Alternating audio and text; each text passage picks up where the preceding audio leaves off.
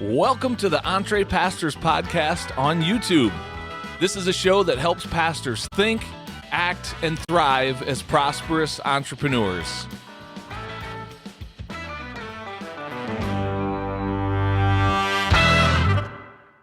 Well, hello everyone, and welcome to the EntrePastors Podcast on YouTube.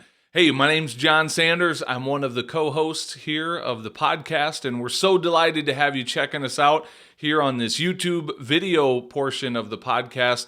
And on this week's episode, man, we've got an incredible guest we want to introduce you to. His name is David Hancock, and he is the CEO and the founder of Morgan James Publishing.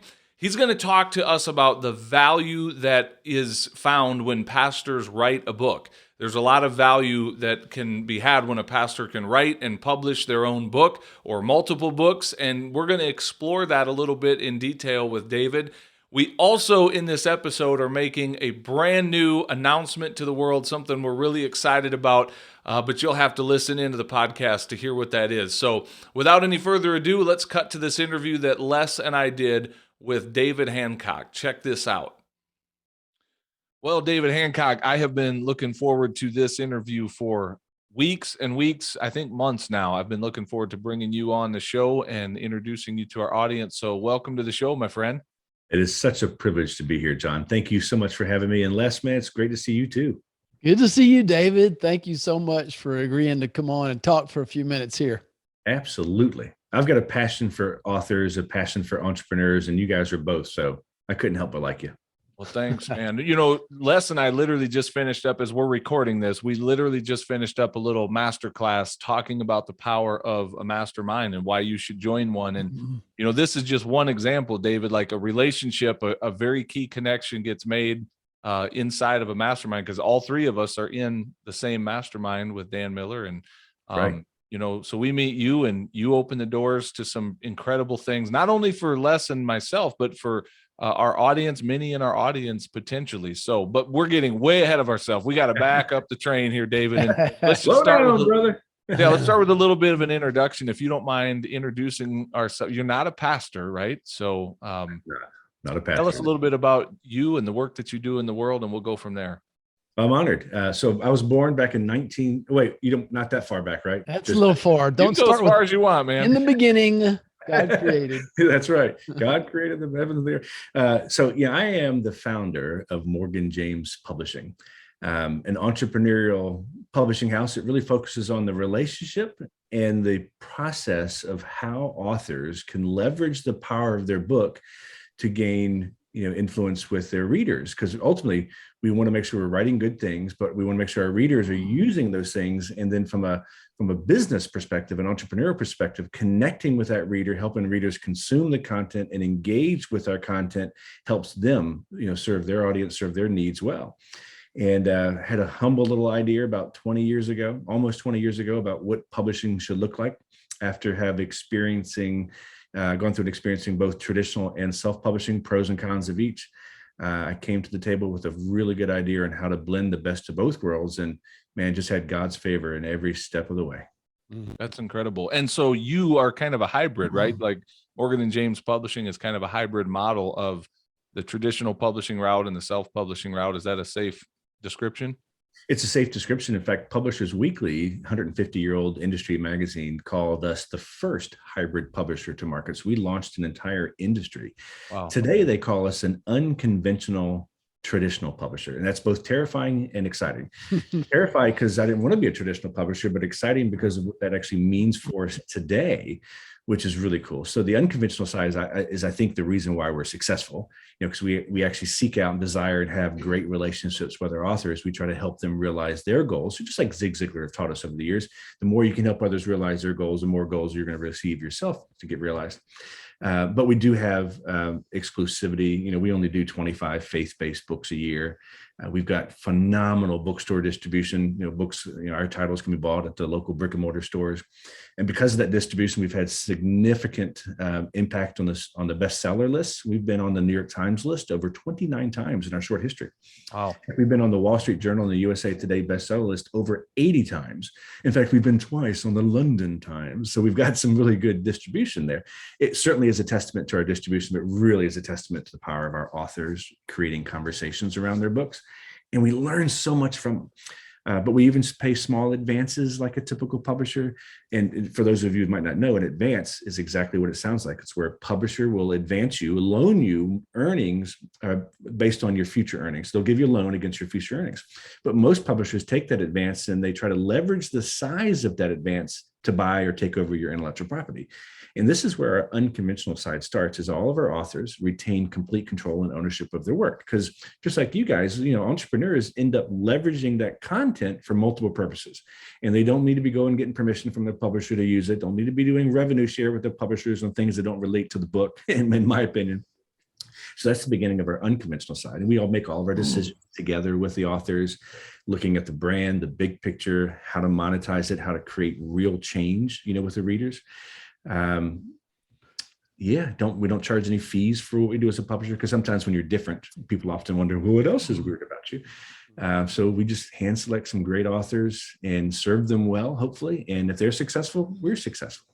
Yeah. I forgot what the question was, John, but man, I really you're doing great, man. You're doing great, and you're knocking out questions that I already wanted to get you talking about.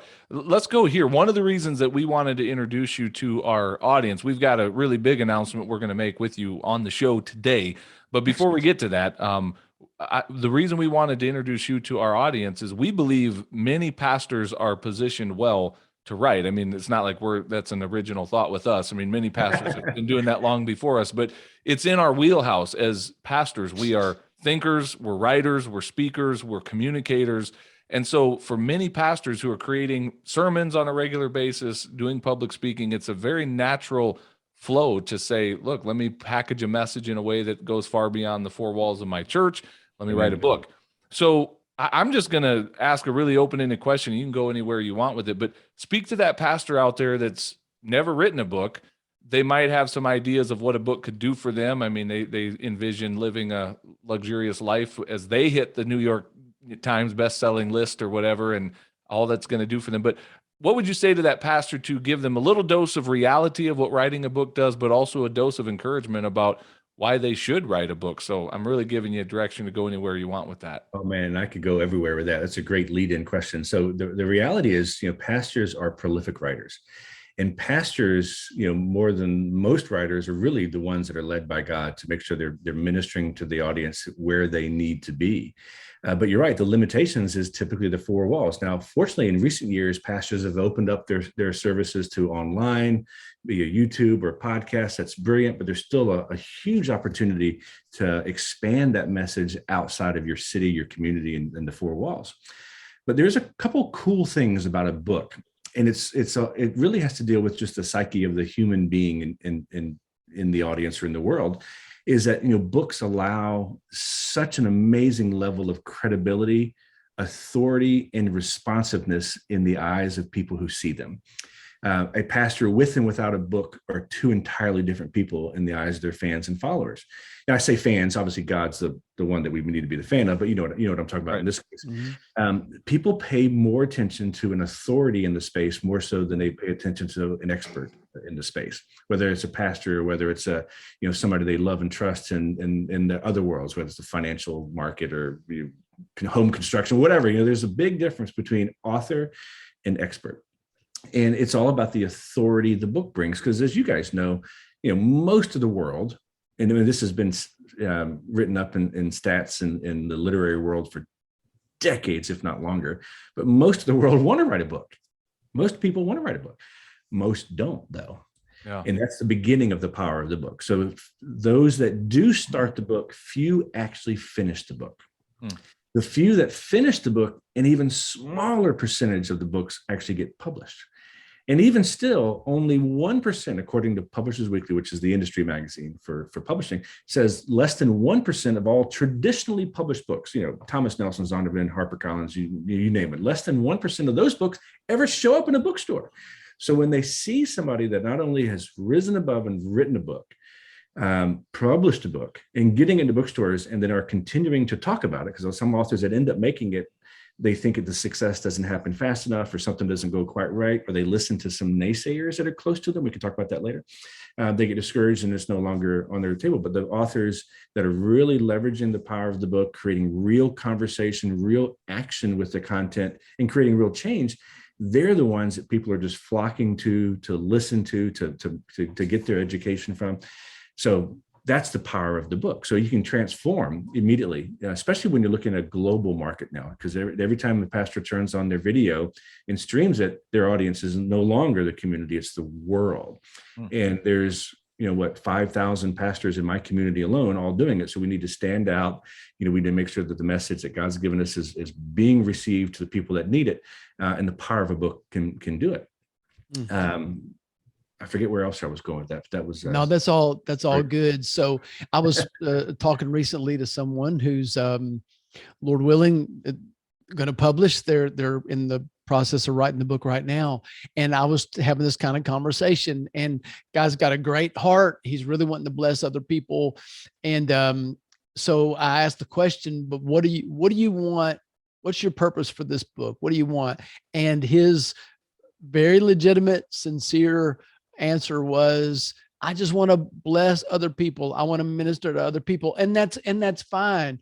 But what I hear you saying, if you would speak to this a little bit more directly, is what I hear you saying is that it's okay for the author to have a strategy. In fact, it's preferable and wise for an author to have a strategy of what you want that book to do for you, for your ministry, for your life, and for your platform. Is that an accurate statement?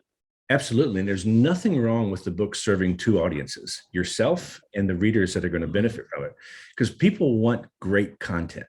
We've always wanted great content. We're seeking great content. The internet opened us all up to an entire world of instant access to great content. But as that content continues to grow and so much more of it's available, people are now resonating to not only still looking for content is king. There's a beautiful queen that's popping up right next to him now, and it's called that influencer mindset. Love it or hate it, people are looking for content, but now content that's connected with somebody that they can feel like they can have a relationship with, perceived or otherwise, somebody they can relate to, understand, feel like they're learning from an individual versus just words they can read on a page. And those authors that are willing, to open themselves up for that perceived relationship, to help the readers consume the book, end up living more fulfilled lives. But it's okay to be able to want to receive something back in advance. I mean, God wants us to take those talents and be able to spread those talents and do more with them. So writing a great book, a life-changing book that somebody would just read once and put on the shelf, truly has very little value to anybody. But the book that people will talk about, engage with you about, share the book, that's where the real value is. And of course, those readers want more. So that's why we work with a lot of pastors across the country who literally publish their sermon series. They'll take that 3, 4, 6 week sermon and put it into a book to make sure that message can be received to as large an audience as possible. Well, hey, let's do this. If it's okay, let's get into some specifics, because I can think of at least, there's a broad spectrum here, but I can think of two extremes of people that are interested in what we're talking about. One would be that person that maybe has a book in them. He or she has an idea, a concept, maybe even a folder that they're sticking articles and thoughts or sermon ideas, and they want that turn that into a book. So, and I have these conversations with people, and they start talking about wanting to write a book, but really what they're saying is they want to have written a book. It's about like, I want to be a concert pianist. No, I want to be a concert pianist, but I want to do what it takes to get there, Right. So I want you, if you would, fortunately for a person that's on the go all the time, they're not the sit still, start with a blank computer screen or a legal pad type person. They want to have that product, that credibility in their arsenal, and they've got the wherewithal to do it, but they're not going to sit into the chair that would kill them to spend hours looking at a computer screen. Yeah. But there are some tools and there are some other ways to get that done that might not have been as accessible a few years ago. Yeah. But then on the other end of the spectrum, David, there's that person that has that manuscript in their hand and for whatever, but it hadn't been born, it hadn't been birthed all the way yet. So what are their next steps to get in front of a publisher or go to an editor or do another draft? I mean, you can kind of take it from there. So Les, you know me well, so I'm good with maybe one or two questions, but you may have to remind me what the second question was, because I get so excited about the first one. So I've yet to meet a pastor who isn't working on a book. I mean, seriously, I've never talked to a pastor that didn't have the desire to put a book together or hasn't started that folder that is, full of things they wanted to write a book on. So, it's definitely in your nature as a pastor to want to do that. The biggest advice I've got for that person is to just do it, but don't think about the book. The book will overwhelm you and you'll never start or never finish. Think about the talk that you and I are having. And you really kind of want to start with an outline. Okay, so we got together today. We wanted to make sure we covered these 8 to 12 things before I ran out of the door screaming, right? So of those 8 to 12 things, you just write them down. And then at each one of those 8 to 12 things, you want to jot down 3 to 5 things that you really want to make sure that you get the message across before we move on. So next thing you know, you've got a great outline of where you want to be, and don't stress over that. And then you just write as you're led. You fill in the places. You maybe pull a sermon you gave and put it into that outline. You just write for 5 to 10 to 15 minutes on each one of those little topics, and don't think about the book. A great editor could always come in and reorganize that thing or make sure that it sounds really good. You just write to the various topics as if you were having a conversation, with your best friend, your target audience, somebody like that, and you'll eliminate the stress and you'll have a better chance of finishing the book. Another thing that's good really across any conversation that we might have about writing is what I always tell authors in my book, Guerrilla Marketing for Writers, is the best time to start marketing your book, which is a scary word, bear with me.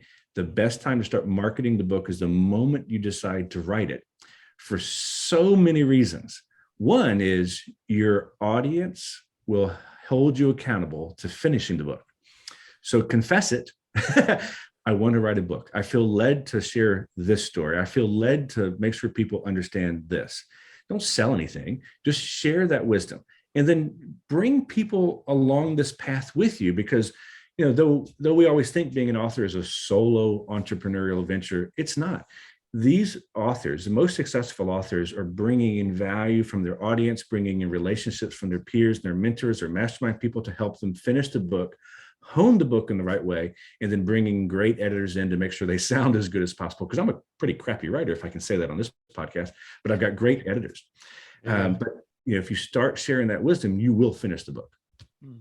And then the person that's got it. So the person in their hand. The person that's got it in their hand, also same thing. If you haven't started talking about wanting to do a book, start talking now. And we can talk about more later if you want to, about a couple of bridges you have to cross to make that book a success between now and that time that you release the book. But if you've got the book in hand, you've just got to be willing to let it go. Share it with somebody. You'd be surprised how close we are connected to anybody that we need on the planet. The whole 6 degrees separation from Kevin Bacon, is true, but it's more like 2.5 degrees right now. So, somebody that's gotten published, I'm sure, somebody that knows a publisher, heck, you might even know a publisher, so there's ways to get it connected, but you got to be willing to share. And the book has got to be good. It doesn't have to be perfect at this stage, but it's got to be good. But there also needs to be a clear message for, the reader, what's in it for somebody else. But the biggest thing is just to be bold and step forward and share that. You're going to get rejections. Heck, that's life. Welcome to it. Publishing is no different, but if you're persistent and you've got a great message and you keep pressing forward, you'll find the right place for it. Yeah, good. Good. One thing, I got a couple thoughts there. So I'm gonna push back. Are you good if I give you a little pushback here, Dave, on something? Yes, but hold that thought, because there's one point that I think Les wanted me to say is that those of us who might be crappy writers, who might be intimidated with the starting of the writing book, or not necessarily happy how it's coming together. You don't have to do it yourself. I've worked with some great people in the past who got the outline, knew what they wanted to share, didn't have time to type it out, or weren't comfortable with their own skills on writing out the manuscript, but had the ability to do an interview with somebody, share verbally the message they want. And somebody just takes it down and turns it into a book. Or if you're really clear on your message, there are so many amazing ghostwriters who can actually listen to you, understand what your message is, and take your words and put them into paper so that you can go through it with them when they're finishing it. And it doesn't have to be you entirely. Most of my books were written with a co-author where I shared that responsibility, and it certainly made it a whole lot easier. But I have started working with ghostwriters now who have just taken my busy schedule and spend 15, 20 minutes with me on the phone about each topic that I wanted to cover. And they go write what's in my head. So there's a way to overcome any stress or obstacle that might be in front of you. And certainly that might be one of them. That's so good. Yep. My pushback that I referenced a minute ago, David, is I had heard one time that one of the dangers of the authors doing what you suggested early in the process of putting it out to the world, hey, I'm writing a book. And I actually experienced this to some degree years ago when I finally, the day I actually started writing my book, I put it on Facebook, and it did so much of what you said. It kind of had that accountability built in. But the thing that I've heard about that is you can get a false sense of acclamation from people going, good for you. And so you kind of get all those little perks, and you kind of start feeling like, well, maybe I don't need to write the book now because everybody said I did it. They gave me all the nice words on Facebook. And so I wonder about that. Like, what would you say to that author that gets that affirmation, people going, that's great, but they're still there sitting looking at an outline or a blank screen? Like, how do they push through that ceiling of people's praise for the work that they have not yet done, even though they've declared they're going to do it? Does that make sense? Oh yeah, it can be a scary position, but hopefully that motivation and that affirmation will help them figure it out. But again, just as I just mentioned, on Leslie's question, don't feel that being an author means you have to do it by yourself. Yeah. Don't hesitate to bring in a co-author. Don't hesitate to bring in a great editor or a good ghostwriter, to help you finish that passion. It's okay. It's still your book. It's still your message, your heart, your desire to change the world. It's okay to bring some help. There's not a single successful business on the planet that did it entirely by themselves. Yeah. So that's kind of what I would say. In fact, one of the things that I'll give you a great example. I wrote a book early in I say early, but probably 2007, 2008, I don't know, somewhere around there. And it's called The Entrepreneurial Author. It's all about the business mindset behind a book. Phenomenal book. But for me, it was clunky. I was having a hard time finishing it. I was just stumbling over my words. I kept giving credit to my mentors, specifically J. Conrad Levinson, because basically what I did was I was taking my guerrilla marketing training over the years and I was spinning it. Now, how did I make this a success for me as an author, and how I want to make sure other people understand that guerrilla marketing and writing go together? And I just kept giving praise to Jay. Jay Levinson said this, Jay Levinson taught me this, guerrilla marketing this, guerrilla marketing that. It just was clunky. So I kept hitting barriers, not unlike the barrier you mentioned, just different. It wasn't until I finally I called up Jay and said, Jay, you got to go on with me as a co-author. And it's okay to ask for help. In some cases, it worked. He said, yes. So we ended up writing that. We had already co-authored books in the past, but I was trying this book to be me, but it wasn't about me. It was about the message. Having Jay come on just helped me clean up the message, take ownership for what I was doing, and his endorsement by being a part of it. We knocked it out, in less than a year. I had tried to write that book for 6 years. Very frustrating. But it wasn't until I realized I didn't have to do it by myself, and I didn't have to always give credit from my mentors and people who teach me as things that I'm using and taking ownership for myself that made it who I was or who I am today. And just having him come on as help satisfied that problem. So there's always a way to bust through it. It's going to happen. There's a way. And this is why they listen to great podcasts like this, to kind of break those barriers, get the encouragement they need, understanding that they're not the only person who's hit this wall and they can get past it.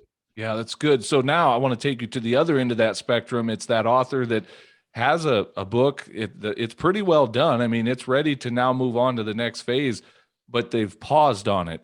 And when I heard you describing that to Les earlier, I was thinking, well, what would cause somebody to do that? And my mind went right to maybe, I don't know if it's a fear or a perfectionism, or I felt this as a published author, the vulnerability when it comes time to actually put your message out. Like, it's one thing to write it.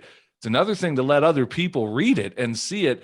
And there's a sense of vulnerability. I'm curious, what would you say to that pastor or that author that's kind of stuck there going, man, I just don't know. It's that imposter syndrome that's creeping in. Have you seen that before in the authors you've worked with? Absolutely. Specifically pastors too. A lot of it may be perfectionism. Sure. And there's a level of, you want to make sure that you got a good quality product, of course, but how many times have you rewritten your sermon before Sunday? How many times have you gone back and go, oh man, I could have said it so much better? It's the nature of humans, but it's definitely the nature of pastors, because you're doing it so intently and you're doing it in such a short period of time that there's always a different way to say it. You'll never stop rewriting it if you let yourself. So the best way to get past that is to understand that it just needs to be good enough that people understand what you're trying to do and move them down the line. And sometimes bringing in an expert editor, maybe even a content editor, just to give you that affirmation that it is good. Let's move on. There's a way to save things for future editions, but oftentimes just finishing your thought and moving on is really all you need to do. I'm not as proud of my first book as I am of my 15th book, but there comes a point where you're getting your message across, and you're being real, and you really care, but you do need to move on. And it's a hard place to be. But again, if you're trying to figure it out yourself, you never get past it. But this is why they listen to people like you. Yeah, so good.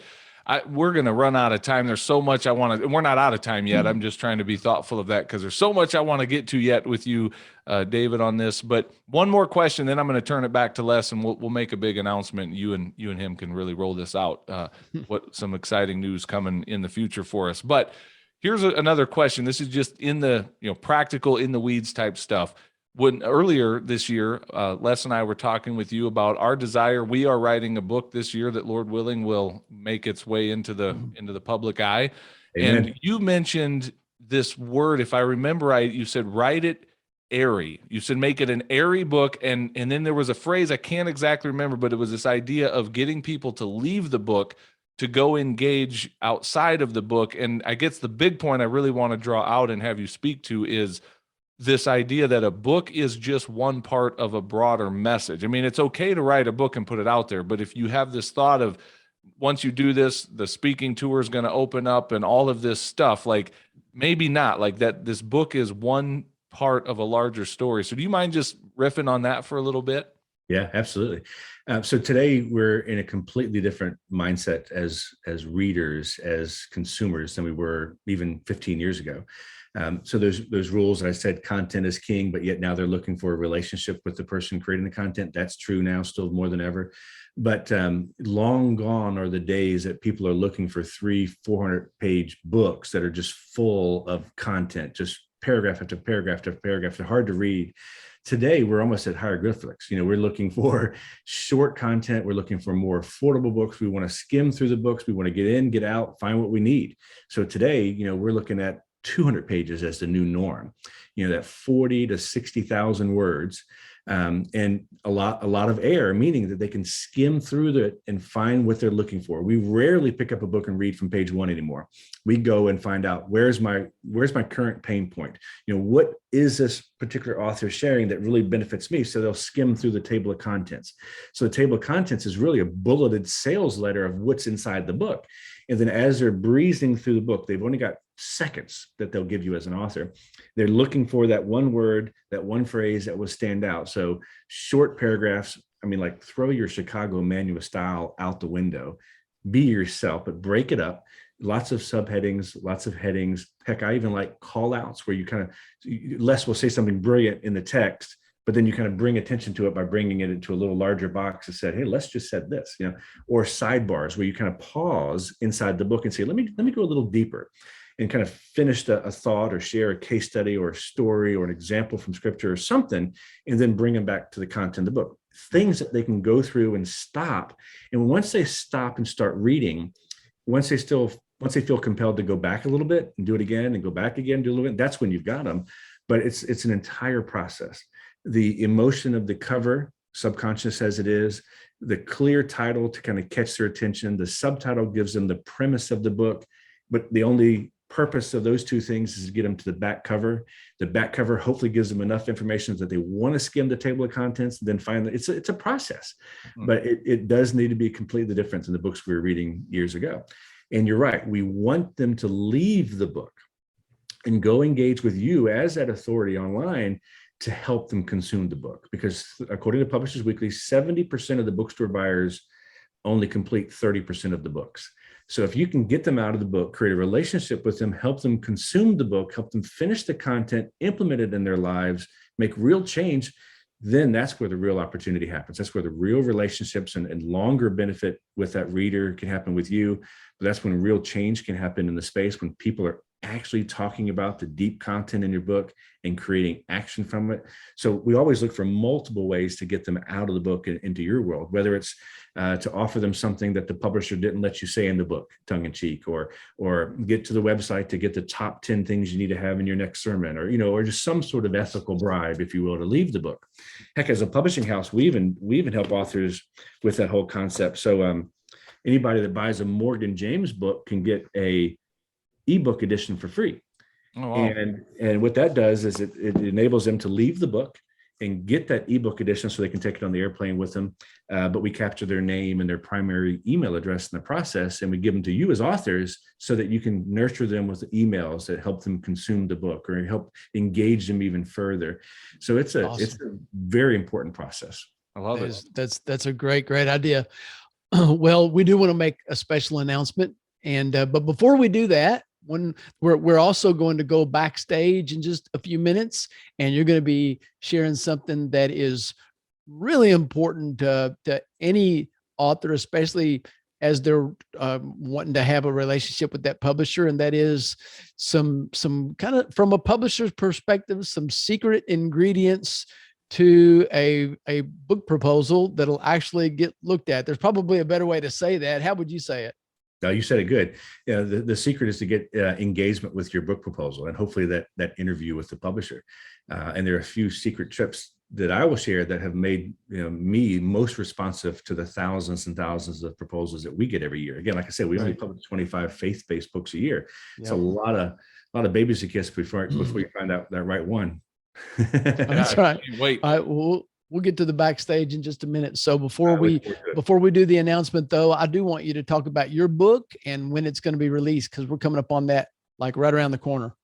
Well, I'm honored. I certainly, that wasn't expected. I came here to serve you guys, but I'm grateful for the opportunity. So I'm blessed. I'm the co-author of this book, Performance Driven Thinking. Hit the Wall Street Journal list when it came out. Phenomenal book about the mindset of performers. Why do you see some people seem to do better, earn more, reach a larger audience, achieve those goals more so than others? And it really is a great mindset about coming to work every day, whether you're writing sermons or you're digging ditches. There's a mindset, because every day performance is not an option. You're either going to perform well or you're going to perform poorly. So it did phenomenally well. The concepts of these books have been good. So it's led us to create other books in the series. And the next one is called Performance Driven Giving. Mm-hmm. It's all about the philanthropy side of business and giving, and absolutely directly related to our teachings in the Bible, not only from our tithing perspective, from a personal perspective, to the tithing mindset of companies, but also the power that it creates, the opportunity that it creates, the challenge that the Lord's given us to do so, and then how to take advantage of some of the doors that can open because you're of a giving mindset. And in the book, we give great content, great examples, but I also bring in some of the world's largest CEOs to talk about their experience with giving, as well as some of the world's best nonprofits, including Habitat for Humanity and others that are on the receiving end of that giving. So it's a phenomenal book, Performance Driven Giving. It'll be in stores May 10th, 2022. Awesome. I can't wait. We look forward to reading it, and actually I've already gotten to look at it, and it's awesome. So we look forward to being able to share that with other people, and hopefully you can come back on the podcast later and talk more about the contents of that. All right. Now for our special announcement. Yep. Joe Rogan does 3-hour podcasts. Can we just keep going? I mean, we can. I got 2 more hours in me. Let's go. Yeah. This is good stuff for sure. I have a gift. If I can give your audience a gift, and you can edit this out if you don't want to, but you can get a copy of Performance Driven Giving for free if you go to performancedrivenbook.com, and then you'll automatically be on my list to let you know when the giving book comes out. So I'm going to give you something so I can sell you something later. That's okay. That's part of the process. It is. That's okay. That's a good trade. We'll put that in the show notes as well. So thank you for that. And today the announcement is that we are kicking off and officially, drum roll. Yeah, drum roll. We're officially launching EntrePastors Press. So EntrePastors Press we're going to come alongside of pastors who have a dream of launching and publishing a book, and help them make that happen with, of course, the help of Morgan James. So we're actually going to be an imprint of Morgan James Publishing. So if you would, David, would you just take a minute and explain what it means to be an imprint? I can bring the dogs back in to explain it. Who let the dogs out? The timing was great. They came in to celebrate. Perfect. Right when Les made the announcement. You can't blame a dog for being excited about this stuff. I know, right? So I am honored to be a part of this announcement, also be a part of the process. EntrePastors Press just made sense for what you guys are doing. You're serving, the pastoral market very, very well, helping pastors understand the business behind all the things that pastors do, even as they're in ministry still, or they're taking that step out of ministry. There's a way to still serve God and serve the people while facilitating opportunities to take a blessing to you as well as a blessing for them. So those of you who might not be familiar with an imprint mindset is if you walk into any library or bookstore, close your eyes, reach out for the shelf, there's a 70% chance that you grab a book that was published under an imprint of a larger house. Originally, it was created because publishers kept buying each other and they liked that initial brand, but it was also because they carved out a niche that they wanted to focus on. So a great example would be something like The Idiot's Guide. Now, I'm sure, John, Les, you've read those books. Pun intended. Of course. Absolutely, yes. No, I got through school. They were written with us in mind. That's right. So The Idiot's Guide is a imprint of Penguin. The Dummies books, again, I've read those myself, is an imprint of Wiley. And then there's others. Heck, even now Zondervan and Thomas Nelson are now imprints of HarperCollins because Harper bought them. And so what we've done in our space in the publishing world is we've established strategically a handful of imprints that were for specific reasons. And EntrePastors Press just fits perfect because we love entrepreneurs. We love the Word of God. We love people getting ministered to the proper space, but we love the entrepreneurial side of that as well. And you guys fit that perfectly. So the idea with EntrePastors Press is to facilitate their word, their message, their mission, getting out to a broader scale, allowing that credibility, that opportunity, that reach to a larger audience, but be in bookstores, serve an opportunity, and create real businesses around their content as they continue to serve the Lord. Love that. That's so exciting. Yep. And we are so excited as well, David. So thank you so much for, the opportunity and for the partnership and the friendship and for believing in our community. Yeah. And I know that you do. So, John, I think we'll just kick it back to you, man. Well, let me just wrap up with this last question before we head to the backstage portion. David, if someone wanted to reach out to and connect with you or find out more about what you're doing, where would they go to connect? Well, I tend to be everywhere. So I certainly can be found at morganjamespublishing.com. I'm on social media as David Hancock or David L. Hancock if you're on Instagram. And also, certainly, if you get a copy of my book or any of my books, there's ways to reach out to me there as well. I look forward to that potential relationship. I thrive on connection, and I love serving others. So feel free to reach out. But I also love being introduced to people because of you guys. So thank you. Fantastic. Well, this has been awesome, David. Thank you so much for your time and all the best as you continue to serve authors in the role that you serve them in. So keep going, man. Thank you. It's an honor. It's been an honor, guys. Well, hey, thanks for watching this episode of the EntrePastors Podcast.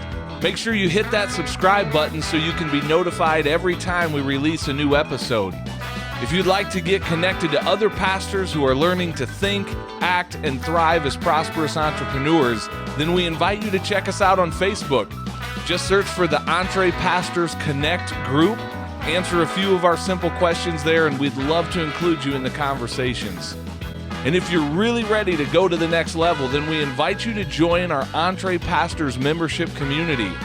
When you become a monthly subscriber, you will receive access to courses, exclusive community, and coaching that will help you along in your own EntrePastors journey.